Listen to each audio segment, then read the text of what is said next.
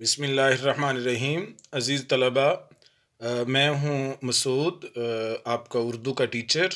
फ़िज़ाइया education system school की जानिब से ये एक बहुत अच्छा फ़ैसला किया गया है कि आपको रिकॉर्डिंग करके लेक्चर्स प्रोवाइड किए जाएँ, मुहैया किए जाएँ। तो आज हम पहला लेक्चर आपको पेश करने लगे हैं। मैं आपको अभी कहता हूँ कि आप ऐसा कीजिए कि अपनी अपनी किताबें खोल लीजिए, अपने सामने रख लीजिए और साथ कागज़ और साथ पेन, कलम वग़ैरह भी साथ रख लें, क्योंकि मैं साथ आपको अल्फ़ाज़, मानी वग़ैरह भी साथ साथ बताता जाऊँगा। तो सबसे पहले हम पहला बंद पढ़ते हैं हम्द का। पहला बंद है, ये मैदान व सहरा बनाए हैं किसने, ये मैदान व सहरा बनाए हैं किसने, ये बल खाते दरिया बहाए हैं किसने, हमारे खुदा ने, हमारे खुदा ने। ये पहला बंद है हम्द का। तो सबसे पहले मैं आपको अल्फाज के मानी बता दूं, मीनिंग बता दूं, वर्ड मीनिंग। तो ये मैंने राइट साइड पे लिखे हुए भी हैं मीनिंग, यहाँ से आप देख भी सकते हैं।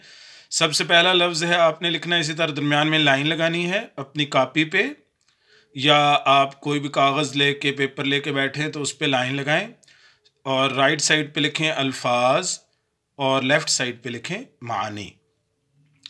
पहला लफ्ज़ है सहरा। सहरा का मतलब लिखिए बयाबां या रेगिस्तां, ये दो मतलब हैं इसके। अगला लफ्ज़ है गुलशन। गुलशन का मतलब है बाग। अगला लफ्ज़ है पर्दे उठाना। पर्दे उठाना का मतलब है जाहिर करना। उसके बाद अगला लफ्ज़ है लुभाना। इसका मतलब है या इसका मीनिंग है माइल करना, दिल को खुश करना। फिर अगला लफ्ज़ है हरास। ये आपको नज़र आ रहा है हरास। हरास का मतलब है खौफ या डर। अगला लफ्ज़ है बल खाते। बल खाते का मतलब है लहराते या चलते। स्याही। अगला लफ्ज़ है स्याही।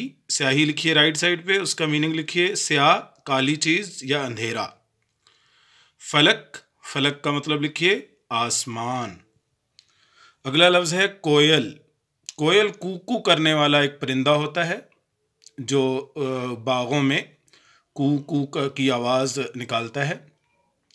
अगला लफ्ज़ मुश्किल अल्फाज जो हैं हमद के, उसमें है पी। ये पे छोटी, ये पी है। ये पपीहा होता है, एक छोटा सा परिंदा होता है जो पी पी करता है, रात को सन्नाटे में इसकी आवाज़ आती है। तराना। अगला लफ्ज़ है तराना। तराना गीत, नगमे को कहते हैं।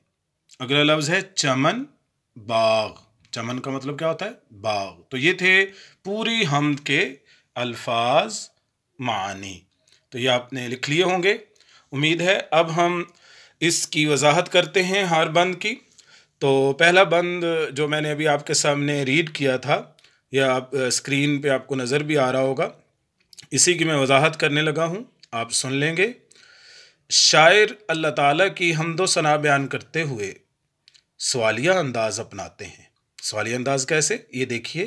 एंड पे आपने देखा है क्वेश्चन मार्क लगा हुआ है, किस ने के बाद क्वेश्चन मार्क लगा है, तो ये सवालिया अंदाज है। शायर कहते हैं कि हम अल्लाह ताला की नेमतों को देखते हैं, जिनमें मैदान भी हैं, सहरा भी हैं, रेगिस्तान हैं, रवां दवां दरिया भी हमें नज़र आते हैं।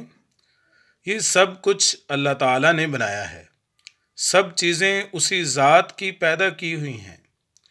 वही ज़ात है जो इस सारी कायनात की खालिक और मालिक है। किसी शायर ने क्या खूब कहा है, कोई तो है जो निज़ाम हस्ती चला रहा है, वही खुदा है, वही खुदा है। दूसरा बंद मैं रीड करता हूँ। ये गुलशन में फूलों की रंगी कतारें, बखेरी हैं किसने चमन में बहारें, हमारे खुदा ने, हमारे खुदा ने। इसका मफहूम इस तरह है कि शायर कहते हैं कि अगर हम फूलों की रंगीन कतारों को किसी बाग में देखते हैं और बाग में ख़िज़ां के बाद आने वाली बहारों का नज़ारा करते हैं, तो हमारा ख़्याल इन सब चीज़ों को पैदा करने वाले और बनाने वाले रब की तरफ माइल हो जाता है, क्योंकि ये सब कुछ हमारे खुदा ने बनाया है। जैसे एक शेर है, जग में आकर इधर उधर देखा, जग में आकर इधर उधर देखा, तू ही आया नजर जिधर देखा।